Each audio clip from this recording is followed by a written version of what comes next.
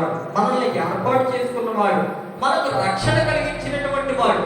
అలాంటి దేవుడు మనకు ఆపద వస్తుంది అనేటప్పటికీ, లేదంటే ఎవరో మన కోసం చెడ్డగా మాట్లాడుకుంటున్నారు అనేటప్పటికీ ఆయన వినకుండా ఉంటాడా? మనకు చెవులు కలిగి చేసినప్పుడు ఆయనే కదా, మన కన్నులు కలిగి చేసినప్పుడు ఆయనే కదా. మరి అలాంటి వ్యక్తి ఎందుకు వినకుండా ఉంటాడు? ఎందుకు చూడకుండా ఉంటాడు? ఆయన మన కోసం మాట్లాడేటువంటి ప్రతి మాట వింటానని దేవాది దేవుడు మనకు వాగ్దానం చేస్తున్నటువంటి. మోషే అనుకోవచ్చు, నా గురించి ఎవరు మాట్లాడుకున్నా నాకేం పర్లేదు అని అనుకుంటాడు. ఎందుకంటే దేవుడు ఆయన పక్షాన ఉన్నాడు కాబట్టి. ఈరోజు మన పక్షాన దేవుడు ఉన్నట్లయితే మనం కూడా అంతే దేవాగా, అంతే ధైర్యంగా మనకు ఉన్నటువంటి సమస్త భారాన్ని ఆయన మీద మోపి, ప్రభా నువ్వే సమస్తాన్ని చూసుకొని చెప్పేసి మనం విడిచిపెట్టేవారికి ఉంటాడు. ఎందుకంటే దేవుడు వినేటువంటి దేవుడు, దేవుడు చూసేటువంటి దేవుడు.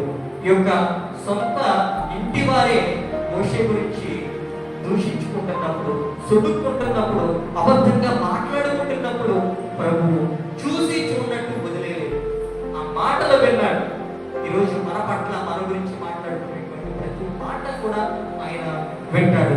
1 పేతురు గ్రంథం 3:12 చూసినట్లయితే,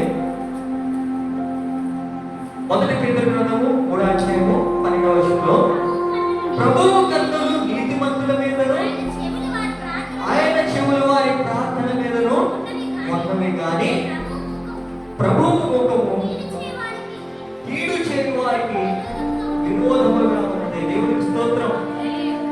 మనము నీతిమంతులం అయితే మనం దేవుని చేత ఏర్పాటు చేయబడిన వారు. మన ప్రార్థన వినడానికి ఆయన చెవులు సిద్ధంగా ఉన్నాయి. నీతిమంతుల కోసం ఆయన కన్నులు వెతుకుతూ ఉన్నాయంట. మనం దొరుకుతున్నామా? మనం కనిపిస్తున్నామా? ఆయన చెవులకు మన ప్రార్థన వెళుతుందా? గమనించండి, ప్రతి మాట ఆయన వింటాడు, కానీ నీతిమంతులు చేసేటువంటి ప్రతి ప్రార్థనకు వెంటనే జవాబు ఆయన. మనం దేనికోసం ప్రార్థించినప్పటికీ ఆయన జవాబు ఇచ్చేటువంటి దేవుడు. మనం ఆయన అడగకూడదు ఏమైనా ఉందేమో అని అనుమానంతో ఉంటాం. ప్రతిదీ కూడా ఆయనకి సాధ్యపడుతుంది.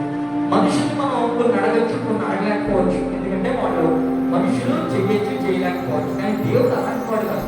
ప్రతిదాన్ని కూడా మనకి చేయగలిగిన